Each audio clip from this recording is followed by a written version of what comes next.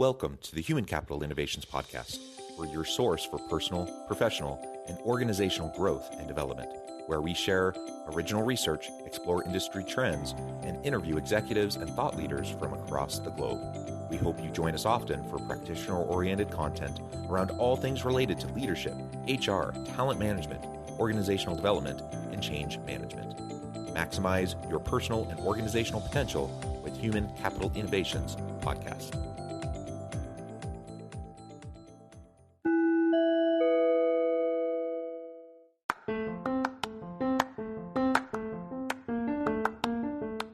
If you enjoy the Human Capital Innovations Podcast, enjoy ad-free listening by going to the Patreon page, and please consider contributing even at the producer or sponsorship level. And please leave a review. Thank you for your support.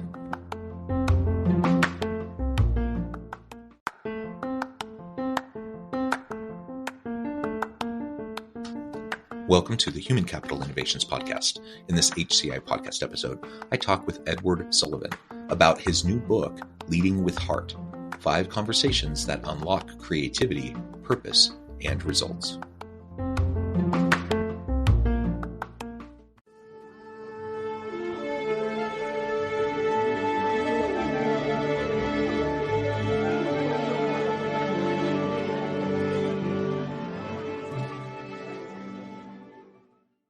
Edward Sullivan, welcome to the Human Capital Innovations Podcast.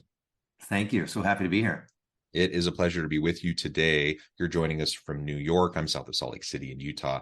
And today we're going to be talking about your new book, Leading with Heart: 5 Conversations that Unlock Creativity, Purpose, and Results. All of those, of course, are... Yes, for those watching the video, you can see Edward holding up his book. Fantastic book, great topic. I love the title and the subtitle. There's so much there for us to unpack and talk about together today. Before we get started, I just wanted to share a brief bio with everybody. Edward Sullivan is the CEO of Velocity Coaching, an angel investor, and the author of the Wall Street Journal bestselling book, Leading with Heart. Velocity Coaching brings top-tier executive coaching to entrepreneurs and innovators. Their goal is to build lasting companies that impact the world in positive ways. I love that. And is there anything else you'd like to share with me or my audience by way of your background or personal context before we dive on in? I really love my work. It kind of found me. I like working with other coaches who were drafted into coaching. I was running a strategy consulting business in in Silicon Valley in the late 2000s, early 2010s. And some of my business school classmates asked me to coach them. And that's how this whole journey began. And now John and I run this firm. We've got 30 coaches. We work with over 100 great companies, ranging from 10-person startups to companies like Apple and Geico. And I just feel really blessed with the journey. Yeah, that's fantastic. And coaching really is a wonderful field, executive coaching, organizational mentoring and coaching, as people are trying to navigate their careers and find fulfillment and meaning and purpose, trying to lean into their own potential and develop themselves. I think all of that is just super important. And as a coach myself, it's something I derive a lot of meaning from. So again, a wonderful background. I really appreciate you taking the time to chat with me today. Now let's dive on into this book. I always like to ask authors, why this book? Why now? There's lots of books out there.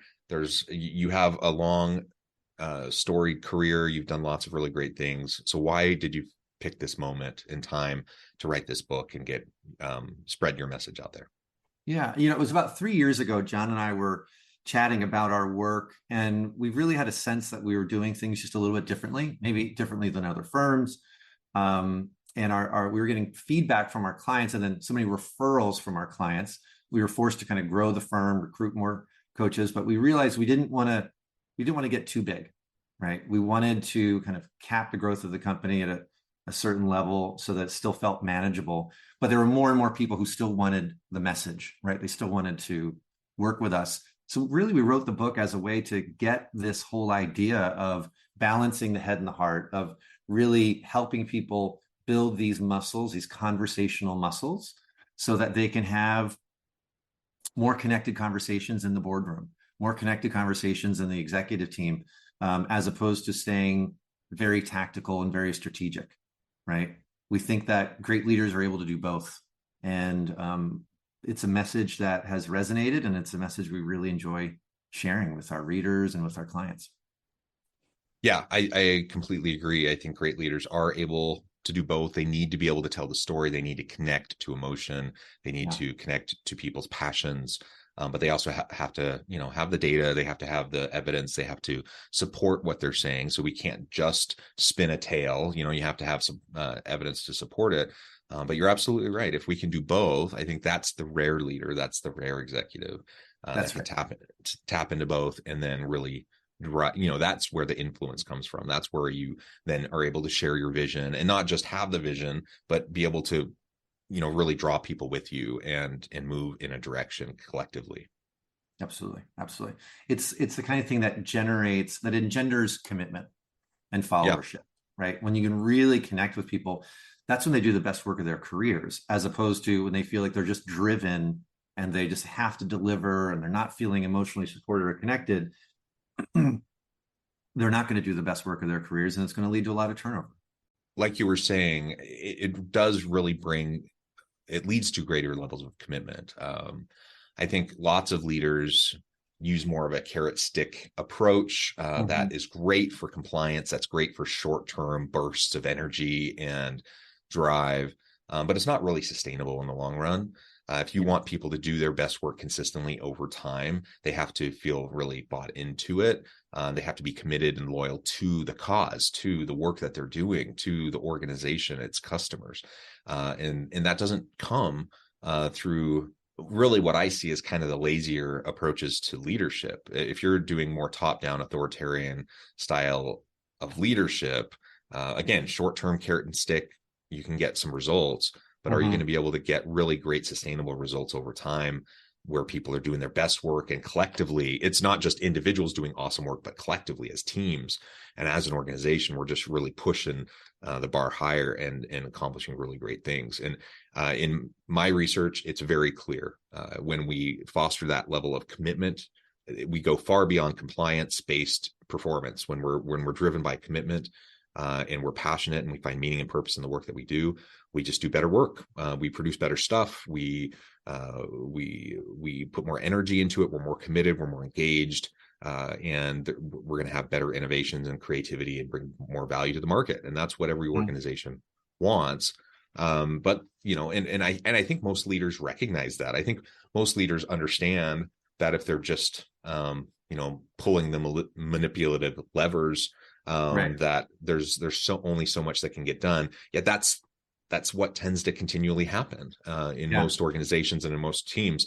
And so part of it is like, how do we get from kind of a conceptual understanding, a theoretical recognition that yes, that approach is probably not as helpful. We need to move into this more purpose-driven, commitment-based approach. But how do we get there? How do we get from the understanding to the practical application, especially if we've lived our whole careers seeing leaders do it a different way, and now we're trying to shift, our mental model, and we're trying to shift gears with ourselves.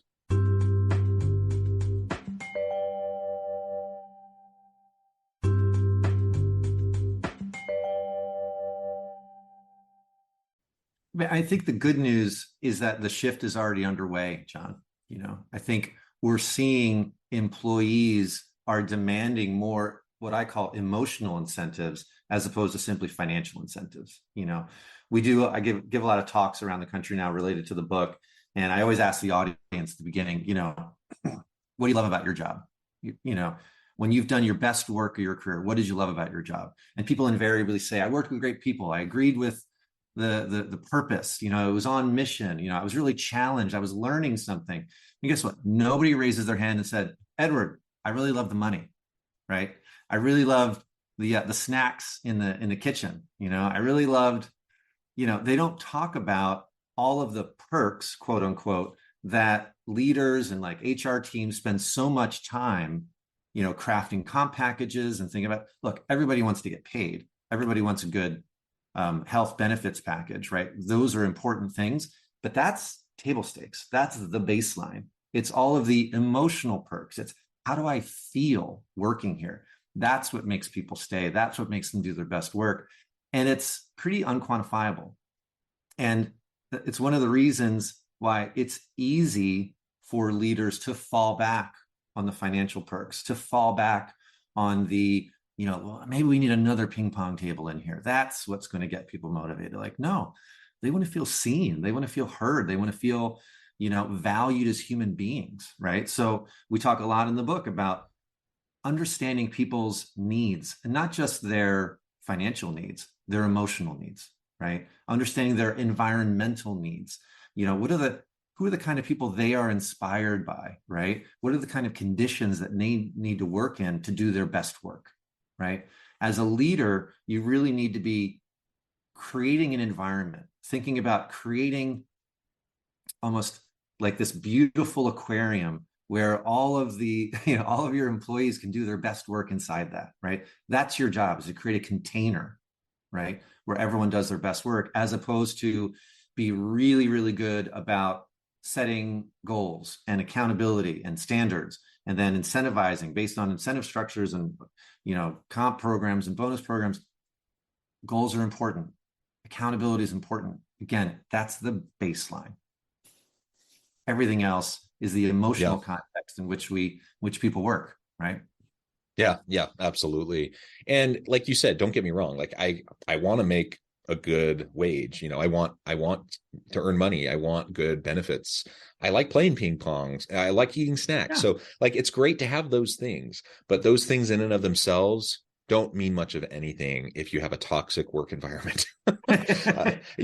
Like you can have all the ping pong tables, you can have all the free snacks, you can have perks up the wazoo, and a big long list of all the extra things, right?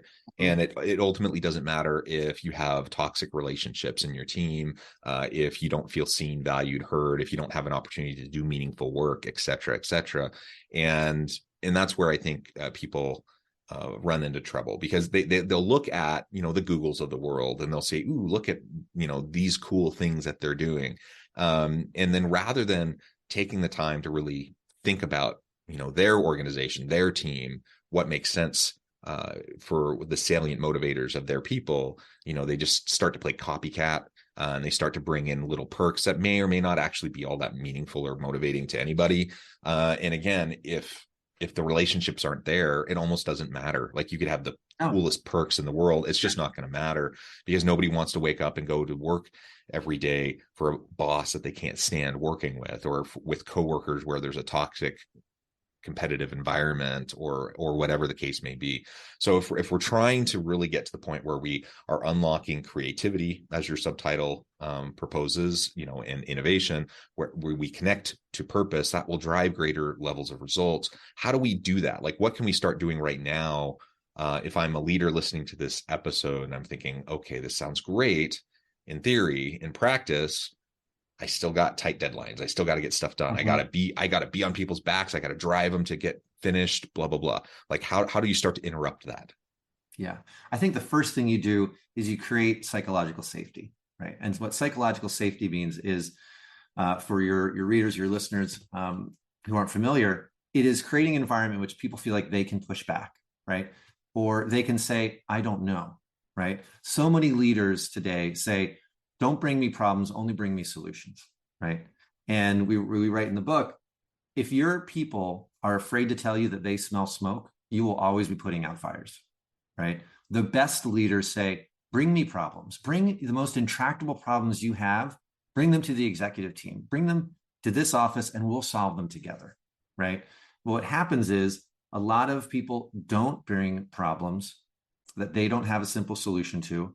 And then the next thing you know, it's a whole shitstorm, right? Excuse my language in your podcast, but it just turns into a disaster, right? That's how a lot of big problems started, as small problems that we could have dealt with if they had been shared. So we talk a lot about in the book and in our coaching about creating psychological safety, making people feel like they can roll up their sleeves, admit whether they don't have the answer, and get collaborative and get creative.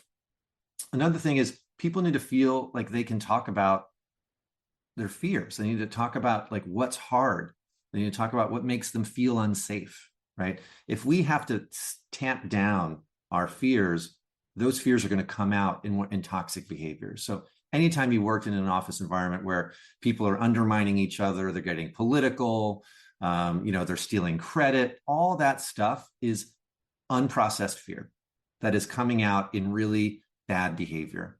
So it's like, can you create an environment as a leader that makes people feel safe, admitting when they don't know, admitting when they feel fear, right? And asking for help. That starts creating this container where people do feel like they can do their best work.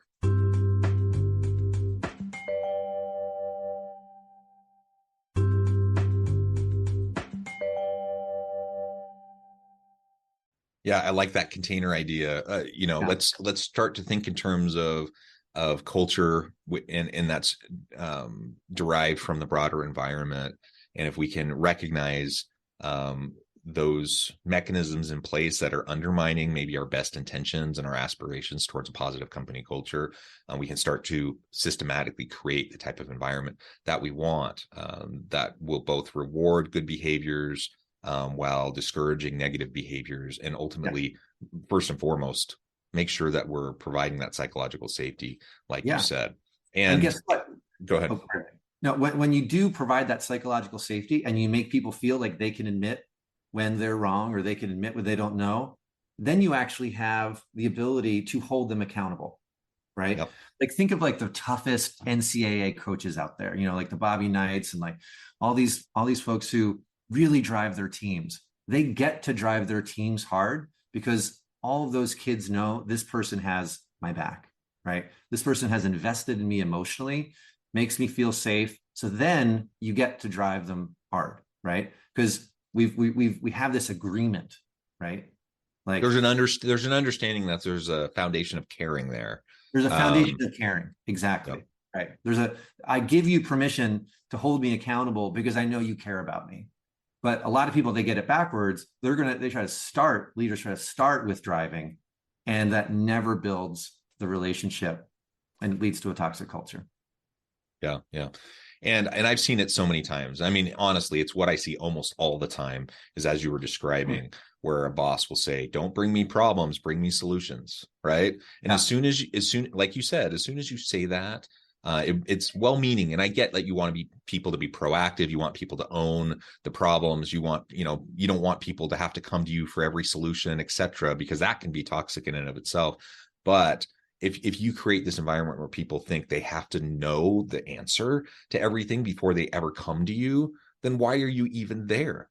And the most perplexing problems require the greatest thinking of everyone around the room. Like, you need collaboration to be able to, I mean, if it was an easy problem, then it would be solved. Like, you would figure it out and you'd move on.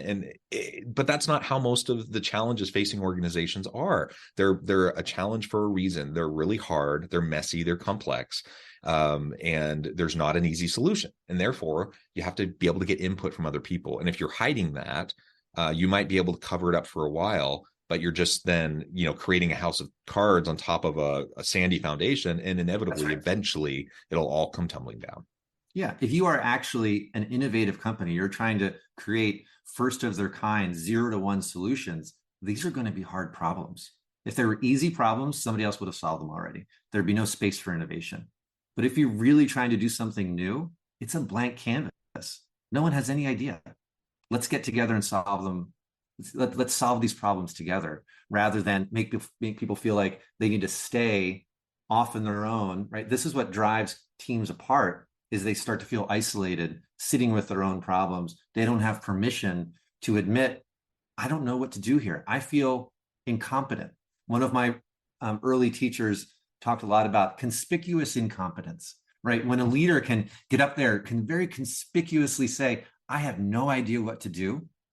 Everyone else in the team, they relax because they're like, okay, now I can admit I don't know what to do either. And in our incompetence together, we then figure out how to get competent, right? We solve the problems together. But it starts with admitting you don't know what to do. Yeah, so there needs to be an appropriate level of vulnerability as we connect leadership with the heart. That requires vulnerability. That requires demonstrating authentic caring for your people. All these things we've been talking about. You start to layer these things together, And then you get to a place where, it's not going to be perfect. People are still human. People are still going to bug each other and upset each other. And there's still, despite your best efforts, there's still going to be, personal stuff and ego and those sorts of things sometimes get in the way, miscommunications, etc. But when you're making a good faith effort and you show that you care and you're depositing in the emotional bank, and people recognize that you do genuinely care about them and you're being appropriately vulnerable, you're giving them permission to do the same. When you do that consistently over time, nobody expects perfection. Like they recognize that you're going to sometimes have bad days, that sometimes you're going to completely get it wrong. At some point, you're going to probably misjudge them or have, a faulty assumption or like those, everyone has it. Everyone knows that. And nobody expects differently. What bothers people and what undermines trust in leaders is when you pretend like you got it all figured out. And everyone knows you don't have it all figured out. Right. And then you start to get punitive on people who may not have it all figured out themselves, pretending again like you have it all figured out, and that becomes toxic. That just does not allow for people to do their best work. And at that point, people just start to kind of play it safe. They just kind of do the bare minimum to get by, and that's not going to drive creativity and innovation in your industry, in your sector, right? And it's just going to produce all sorts of problems moving forward. I'm glad you brought that topic up of perfectionism in leaders. There's been a lot of focus for years on this whole idea of executive presence, right? Executive presence is like, you need to have polish and lower your voice and have a firm handshake. And, one thing I really appreciate about Silicon Valley and tech in general is it's like, the leader who almost like looks the grungiest is often like the one who's held up the most, like the most authentic. But when we think about it, like, why are today's workers holding people with executive presence in contempt and like really awarding or supporting like the hoodie wearing CEO? And it's because the perfect leader makes everyone else, as you said, feel like they need to be perfect too, right? And then everyone's wasting half their energy pretending to be okay, right? All that energy that could be going into innovation, all that energy that could be going into creativity, they're wasting it keeping up appearances, right? So the leader really sets the standard by saying, I'm imperfect, my hair's maybe unkempt today, I'm wearing the same sweatshirt for the third day in a row because I'm putting all of my energy into supporting this team, into innovating on our product, and to driving results, as opposed to putting up this charade. Edward, this has just been a really fun conversation. And I know we've only scratched the surface. We could go way deeper, but that's what your book is for. So as we wrap things up today, I just wanted to give you a chance to share with the audience how they can connect with you, find out more about your work, your coaching, your speaking, where they can find your book, and then give us a final word on the topic for today. Yeah, absolutely. Well, people are welcome to reach out through our website, velocitycoaching.com. I'm also a speaker through the Washington Speakers Bureau. You can find me there. And our book is called Leading with Heart. It's on Amazon. It's on Goodreads and everywhere books are sold. And I would say, my challenge for everyone listening is, what can you do to start with heart, right? As opposed to starting your meetings with, this is our agenda. This is the to-dos and our tasks and everything I want to hold people accountable for. How can you start with heart? We start all of our meetings with 5 minutes of gratitude. Who in the room do you want to give a shout out to? Who do you want to thank? Who do you want to connect with? And then everyone is so much more present. I'm going to challenge everyone to do that. I love it. Edward, thank you so much. It's been a real pleasure. I encourage my audience to reach out, get connected, find out more about what Edward can do for you. And as always, I hope everyone can stay healthy and safe, that you find meaning and purpose at work each and every day. And I hope you all have a great week.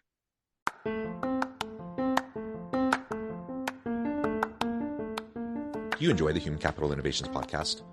Enjoy ad-free listening by going to the Patreon page. And please consider contributing even at the producer or sponsorship level. And please leave a review. Thank you for your support.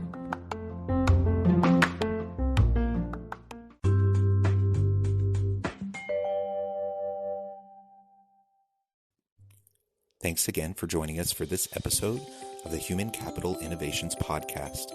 I hope you stay healthy and safe and that you have a great week.